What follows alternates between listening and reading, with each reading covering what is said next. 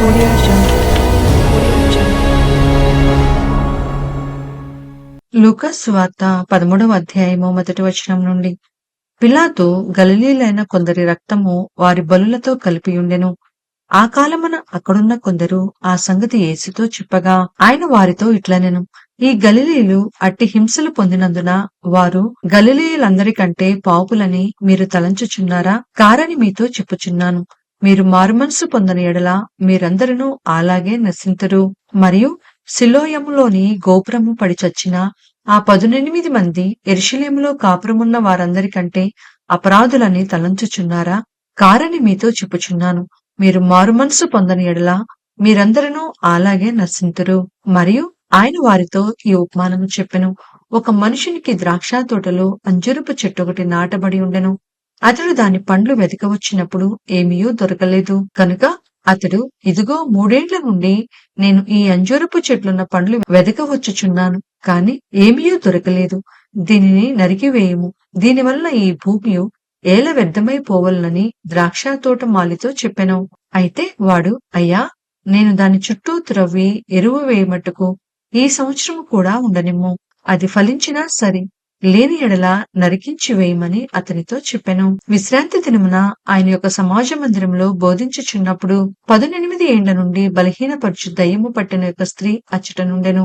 ఆమె నడుము వంగిపోయి ఎంత మాత్రమునూ చక్కగా నిలువబడలేకుండెను. యేసు ఆమెను చూచి రమ్మని పిలిచి, అమ్మా, నీ బలహీనత నుండి విడుదల పొంది ఉన్నావని ఆమెతో చెప్పి ఆమె మీద చేతులుంచగానే ఆమె చక్కగా నిలువబడి దేవుని మహిమపరిచెను. యేసు విశ్రాంతి దినమున స్వస్థపరిచినందున ఆ సమాజ మందిరపు అధికారి కోపంతో మండిపడి, జనసమూహంను చూచి, పనిచేయదగిన 6 దినములు కలవు కనుక ఆ దినములలోనే వచ్చి స్వస్థత పొందుడి, విశ్రాంతి దినమందు రావద్దని చెప్పెను. అందుకు ప్రభు, వేషధారులారా, మీలో ప్రతివాడును విశ్రాంతి దినమున తన ఎద్దునైనను గాడిదైనను గాడిద యుద్ధ నుండి విప్పి తోలుకొని పోయి నీళ్లు పెట్టును కదా. ఇదిగో 18 ఏండ్ల నుండి సాతాను బంధించిన అబ్రహాము కుమార్తె అయిన ఈమెను విశ్రాంతి దినమందు ఈ గట్ల నుండి విడిపింపతగదా అని అతనితో చెప్పెను. ఆయన ఈ మాటలు చెప్పినప్పుడు ఆయన ఎదిరించిన వారందరూ సిగ్గుపడిరి. అయితే జనసమూహమంతయు ఆయన చేసిన ఘనకార్యములన్నిటినీ చూచి సంతోషించెను. ఆయన దేవుని రాజ్యము దేనిని పోలియున్నది? దేనితో దాన్ని పోల్తును? ఒక మనుష్యుడు తీసుకుని పోయి తన తోటలో వేసిన ఆవగింజను పోలియున్నది. అది పెరిగి వృక్షమాయెను. ఆకాశ పక్షులు దాని కొమ్మల యందు నివసించెననెను. మరలా ఆయన దేవుని రాజ్యమును దేనితో పోల్తును? ఒక స్త్రీ తీసుకుని అంతయు పులిసి పొంగు వరకు 3 కుంచముల పిండిలో దాచిపెట్టిన పుల్లని పిండిని పోలియున్నదని చెప్పెను. ఆయన యెరూషలేమునకు ప్రయాణమై పోవచ్చు బోధించుచు పట్టణములలోను గ్రామములలోను సంచారము చేయుచుండెను. ఒకడు, ప్రభువా, రక్షణ పొందువారు కొద్దిమందేనా అని ఆయన్నడగగా ఆయన వారిని చూచి, ఇరుకు ద్వారమున ప్రవేశింప పోరాడుడి. అనేకులు ప్రవేశింపజూతురు కాని వారి వలన కాదని మీతో చెప్పుచున్నాను. ఇంటి యజమానుడు లేచి తలుపు వేసిన తరువాత మీరు వెలుపల నిలిచి తలుపు తట్టి, అయ్యా, మాకు తలుపు తీయమని చెప్పనారంభించినప్పుడు ఆయన, మీరెక్కడి వారో మిమ్మును ఎరుగనని ఉత్తరము మీతో చెప్పెను. అందుకు మీరు, మీ సముఖమందు మేము తిని త్రాగుచుంటిమే, నీవు మా వీధులలో బోధించితివే అని చెప్పసాగుదురు. అప్పుడు ఆయన, మీరెక్కడి వారో మిమ్మును ఎరుగనని మీతో చెప్పుచున్నాను. అక్రమము చేయి మీరందరూ నా యుద్ధ నుండి తొలగిపోండని చెప్పును. అబ్రహాము, ఇస్సాకు, యాకోబులను సకల ప్రవక్తలను దేవుని రాజ్యంలో ఉండుటయు మీరు వెలుపలికి త్రోయబడుటయు మీరు చూచినప్పుడు మీరు ఏడ్చుచు పండ్లు కొరుకుదురు. మరియు జనులు తూర్పు నుండి పడమట నుండి ఉత్తరము నుండి దక్షిణము నుండి వచ్చి దేవుని రాజ్యమందు కూర్చుందురు. ఇదిగో, కడపటి వారిలో కొందరు మొదటి వారగుదురు, మొదటి వారిలో కొందరు కడపటి వారగుదురని చెప్పెను. ఆ గడిలోనే కొందరు పరిసయ్యులు వచ్చి, నీవిక్కడి నుండి బయలుదేరి పొమ్ము, హేరోదు నిన్ను చంపగోరుచున్నాడని ఆయనతో చెప్పగా ఆయన వారిని చూచి, మీరు వెళ్లి ఆ నక్కతో ఇలాగు చెప్పుడి, ఇదిగో, నేడును రేపును నేను దయ్యములను వెళ్ళగొట్టుచు రోగులను స్వస్థపరచుచూ ఉండి 3వ దినమున పూర్ణ సిద్ధి పొందెదను. అయినను నేడు రేపు ఎల్లుండి నా త్రోవను నేను పోవుచుండవలెను. ప్రవక్త యెరూషలేమునకు వెలుపల నశింపవల్లపడదు. యెరూషలేమా, యెరూషలేమా, ప్రవక్తలను చంపుచు నీ యొద్దకు పంపబడిన వారిని రాళ్లతో కొట్టుచూ ఉండదానా? కోడి తన పిల్లలను తన రెక్కల క్రింద ఎలాగు చేర్చుకొనునో అలాగే ఎన్నో మార్లు నేను నీ పిల్లలను చేర్చుకొనవలెనని ఉంటిని కాని మీరొల్లకపోతిరి. ఇదిగో మీ ఇల్లు మీకు పాడుగా విడువబడుచున్నది. ప్రభువు పేరిట వచ్చువాడు స్తుతింపబడును గాక అని మీరు చెప్పు వరకు మీరు నన్ను చూడరని మీతో చెప్పుచున్నానెను. లూకాసు వార్త 14వ అధ్యాయము 1వ వచనం నుండి. విశ్రాంతి దినమున ఆయన భోజనము చేయుటకు పరిసయ్యుల అధికారులలో ఒకని ఇంటిలోనికి వెళ్ళినప్పుడు ఆయన ఏమి చేయునో అని వారాయనను కనిపెట్టుచుండిరి. అప్పుడు జలోదర రోగం కల ఒకడు ఆయన ఎదుట ఉండెను. యేసు విశ్రాంతి దినమున స్వస్థపరచుట న్యాయమా కాదా అని ధర్మశాస్త్రోపదేశకులను పరిసయ్యులను అడగగా వారు ఊరకుండిరి. అప్పుడాయన వానిని చేరదీసి స్వస్థపరిచి పంపివేసి, మీలో ఎవని గాడిదైనను ఎద్దైనను గుడ్డలో పడిన ఎడల విశ్రాంతి దినమున దానిని పైకి తీయడా అని వారినడిగెను. ఈ మాటలకు వారు ఉత్తరము చెప్పలేకపోయిరి. పిలువబడిన వారు భోజన పంక్తిని అగ్రపీఠములో ఏర్పరచుకొనుట చూచి ఆయన వారితో ఈ ఉపమానము చెప్పెను. నిన్నెవరైనను పెండ్లి విందుకు పిలిచినప్పుడు అగ్రపీఠము మీద కూర్చుండవద్దు.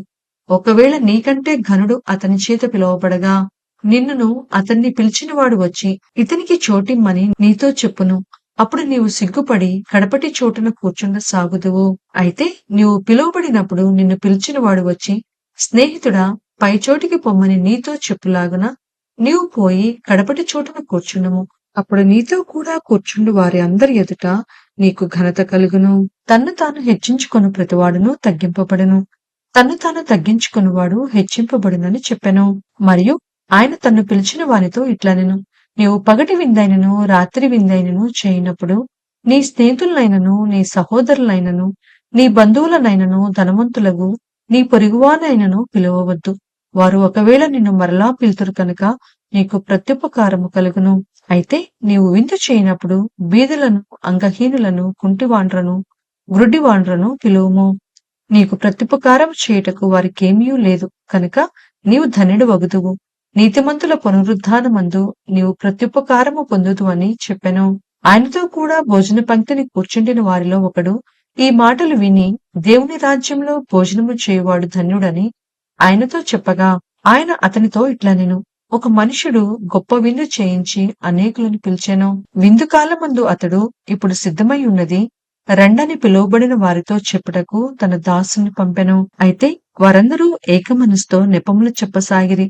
మొదటివాడు, నేనొక పొలము కొనియున్నాను, అవశ్యముగా వెళ్లి దాన్ని చూడవలెను, నన్ను క్షమింపవలనని నిన్ను వేడుకొనుచున్నాను. మరి ఒకడు, నేను 5 జతల ఎడ్లను కొనియున్నాను, వాటిని పరీక్షింప వెళ్ళుచున్నాను, నన్ను క్షమింపవలనని వేడుకొనుచున్నానెను. మరి ఒకడు, నేనొక స్త్రీని వివాహము చేసుకొన్నాను, అందుచేత నేను రాలేననెను. అప్పుడు ఆ దాసుడు తిరిగి వచ్చి ఈ మాటలు తన యజమానునికి తెలియచేయగా ఆ ఇంటి యజమానుడు కోపపడి, నీవు త్వరగా పట్టణపు వీధులలోనికి సందులలోనికి వెళ్లి బీదలను, అంగహీనులను, కృంటి వారిని, గ్రుడ్డి వారిని ఇక్కడికి తోడుకొని రమ్మని ఆ దాసునితో చెప్పెను. అంతటా ఆ దాసుడు, ప్రభువా, నీవు ఆజ్ఞాపించినట్టు చేసితిని కాని ఇంకనూ చోటున్నదని చెప్పెను. అందుకు యజమానుడు, నా ఇల్లు నిండునట్లు నీవు రాజమార్గములలోనికి కంచిలలోనికి వెళ్లి లోపలికి వచ్చుటకు అక్కడి వారిని బలవంతము చేయుము. ఏలయనగా పిలువబడిన ఆ మనుషులలో ఒకడును నా విందు రుచి చూడడని మీతో చెప్పుచున్నానెను. బహుజన సమూహంలో ఆయనతో కూడా వెళ్ళుచున్నప్పుడు ఆయన వారి తట్టు తిరిగి, ఎవడైనను నా యొద్దకు వచ్చి తన తండ్రిని, తల్లిని, భార్యను, పిల్లలను, అన్నదమ్ములను, అక్కచెల్లెండ్లను, తన ప్రాణమును సహా ద్వేషింపకుంటే వాడు నా శిష్యుడు కానేరడు. మరియు ఎవడైనను తన సిలువను మోసుకొని నన్ను వెంబడింపని ఎడల వాడు నా శిష్యుడు కానేరడు. మీలో ఎవడైనను ఒక గోపురము కట్టింపగోరిన ఎడల దానిని కొనసాగించుటకు కావలసినది తన యొద్ద ఉన్నదో లేదో అని కూర్చుండి తగులుబడి మొదట లెక్క చూచుకొనడా? చూచుకొనని ఎడల అతడు దాన్ని పునాది వేసి ఒకవేళ దానిని కొనసాగింపలేకపోయినందున చూచువారందరూ ఈ మనుషుడు కట్ట మొదలుపెట్టను కాని కొనసాగింపలేకపోయినని అతని చూచి ఎగతాళి చేయసాగుదురు. మరియు ఏ రాజైనను మరి ఒక రాజుతో యుద్ధము చేయబోనప్పుడు తన మీదికి 20,000 మందితో వచ్చువానిని 10,000 మందితో ఎదిరింప శక్తి తనకు కలదో లేదో అని కూర్చుండి మొదట ఆలోచింపడా? శక్తి లేని ఎడల అతడింకనూ దూరముగా ఉన్నప్పుడే రాయబారము పంపి సమాధానము చేసుకొన చూచును కదా. ఆ ప్రకారమే మీలో తనకు కలిగినదంతయు విడిచిపెట్టని వాడు నా శిష్యుడు కానేరడు. ఉప్పు మంచిదే కాని ఉప్పు నిస్సారమైతే దేనివలన దానికి సారము కలుగును? అది భూమికైనను ఎరువుకైనను పనికిరాదు. కనుక దానిని బయట పారవేయుదురు. వినుటకు చెవులు గలవాడు వినుగాక అని వారితో చెప్పెను.